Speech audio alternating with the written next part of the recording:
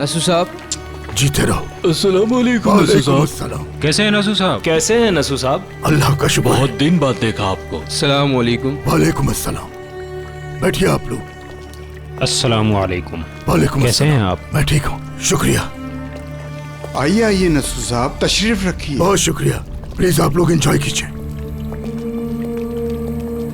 हाँ, जीते रहो। बैठो।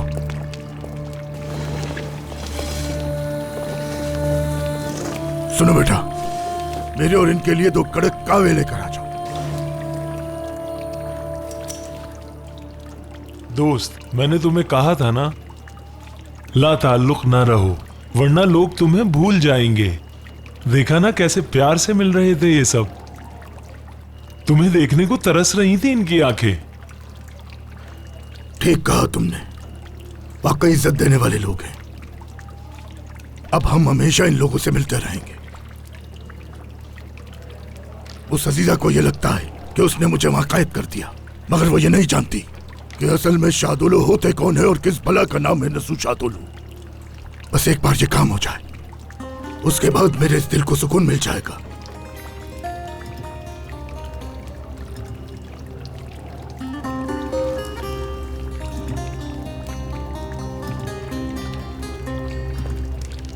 क्या हाल है नसू? काफी दिनों बाद नजर आए हो। कैसे हो मेरे भाई? अल्लाह का शुक्र है। आओ बैठो, काफी टाइम हो गया साथ बैठे हुए। कहवा पीते हैं साथ।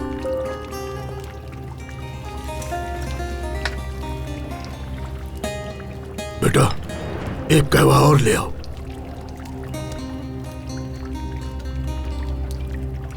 खैरियत है शामूस? काफी परेशान लग रहे हो। नसू, तुम मेरे काफी पुराने दोस्त हो। तुम्हें देख के लगता है कि शायद तुम्हें किसी बात की खबर नहीं है।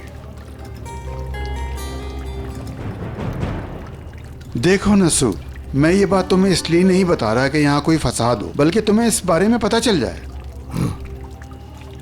खुल के बताओ शामूस, आखिर हुआ क्या है? अभी थोड़ी देर पहले ही तुम्हारे पोता पोती आए थे यहाँ।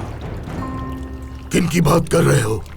आजाद और रेयान दोनों साथ थे। काफी देर तक यहीं बैठे रहे और आजाद गुस्से में रेयान को बहुत बातें सुना रहा था और फिर उसके बाद दोनों यहाँ से चले गए। और अब लोग बातें बनाएंगे और तुमसे न जाने उनके बारे में क्या कहेंगे। तुम मेरे बहुत पुराने दोस्त हो नस्सू, इसलिए मैंने सोचा कि सारी बातें मैं तुम्हें खुद बता दूं।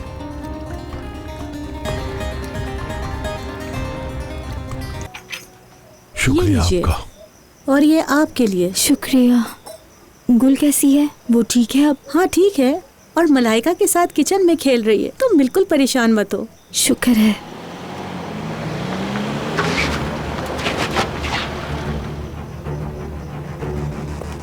आजाद! अब क्या हो गया? कहाँ है आजाद? इतने गुस्से में क्यों है? बाबा, क्या हुआ है? सब ठीक तो है ना? आजाद ने हमारी नाक कटवा दी है। उस मनहूस को लेके पूरे मिद्यात में घूम रहा है वो। बस बहुत हो गया। खिजर साहब, मेरी बात सुनिए, फौरन रेहान को ले आए आप। अगर असलान भी वालों को पता लग गया तो वो मेरी बेटी के साथ बहुत बुरा करेंगे। जल्दी चलिए अब आप। जरा एक मिनट। हरगिज नहीं, वो मनहूस लड़की इस घर में कदम नहीं रख सकती। ये बात अपने जहन में बिठा लो तुम दोनों। अब मैं कुछ नहीं सुनूंगी। मैं जाऊंगी और अपनी बेटी को यहाँ लेकर आऊंगी। अब नहीं रुकूंगी। सुन ले आप, मैं अब आपकी धमकी में आने वाली नहीं हूँ। कोई कुछ नहीं बोलेगा मेरी बेटी से। क्या बात है? मसला क्या है? आजाद कहाँ है? कहाँ है वो बेगैरत? आजाद? बाबा, आजाद तो... हुआ क्या है बाबा? जो पूछा उसका जवाब चाहिए। कहाँ है आजाद? पानी सर से गुजर चुका है। अब खामोश नहीं बैठूंगा मैं। हाँ बाबा, मुझे क्या पता हुआ क्या है? मुझे बात तो बताएं। हक पता होगा तुम्हें। घर में तो पड़े रहते हो तुम जान। अपनी चोरों की गुलामी से फुर्सत मिले तो पता चले। खानदान को नहीं पता, खिजर नहीं जानता, और अगर ज़हरा को पता भी हो तो वो नहीं बताती।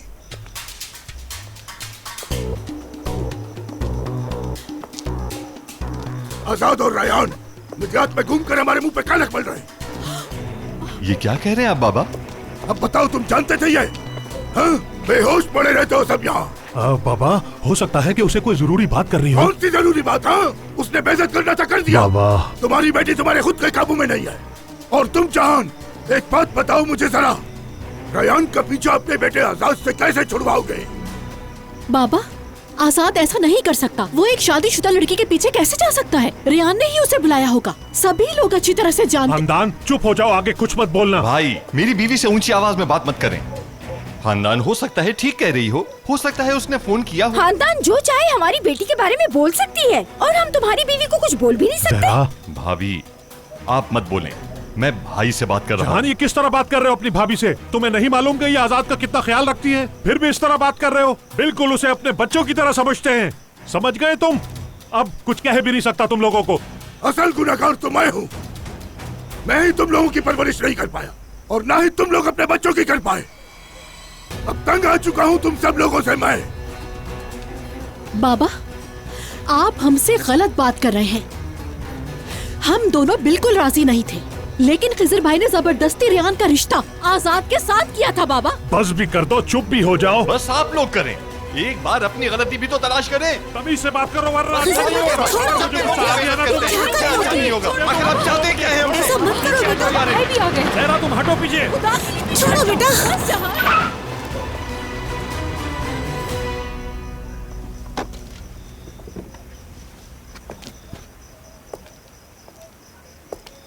प्लीज गुस्सा नहीं करना, ये होश पे नहीं है जहान। आजाद,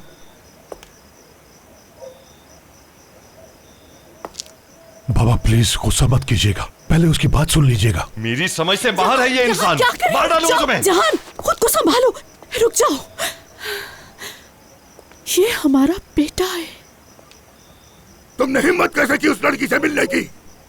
मिला हूँ, इसमें बुरा क्या है? और कोई कसर बाकी रह गई थी जलील करवाने की। क्या मतलब बुरा क्या है? तुम्हारा आखिर काम क्या है किसी की बीवी के साथ? हमेशा मुझ पर क्यों चिल्लाते हो दादा? क्यों चिल्लाते हो हमेशा? हाँ, एक बात बताऊं, चिल्लाने से कुछ होता ही नहीं। चिल्लाने से प्यार जाहिर नहीं होता। जो पूछा उसका जवाब चाहिए। हाँ, मिला हूं। अपनी दिल की तसल्ली के लिए अपनी आंखों से देखना चाहता था उसे। मिदियात में सबके सामने मिला हूं। कौन क्या सोचता है, कौन क्या कहता है, इतनी सी भी परवाह नहीं करता। और वैसे भी दादा, उसके साथ कुछ गलत तो नहीं किया ना मैंने? कैसी जहालत से बात कर रहे हो तुम अपने दादा से? जहान प्लीज।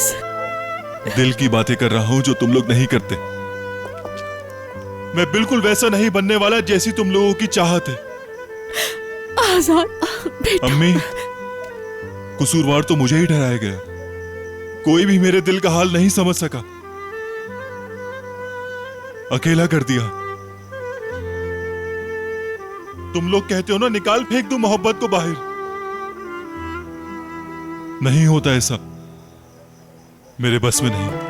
बेटा, तुम्हें और तुम्हारे दिल को तो मैं बस में लाऊंगा। हम इसकी जान की परवाह कर रहे हैं और इससे किसी की परवाह नहीं। मुझे भी अपनी जान की परवाह है। अब लेकिन ऐसा है, अगर रेहान नहीं है तो आजाद भी नहीं। जिंदगी खत्म है। हर किसी के साथ कोई ना कोई है, लेकिन मैं अकेला हूं। अकेला हूं मैं। आजाद। और हाँ, मेरे इस दुख की वजह मैं आपको बताता हूं। यह हाल मेरे दुश्मन ने नहीं, मेरे अपनों ने किया है मेरा। आजाद इधर आओ जरा। तुम्हें कैसे रोकूं? क्या हो गया तुम्हें? जहान।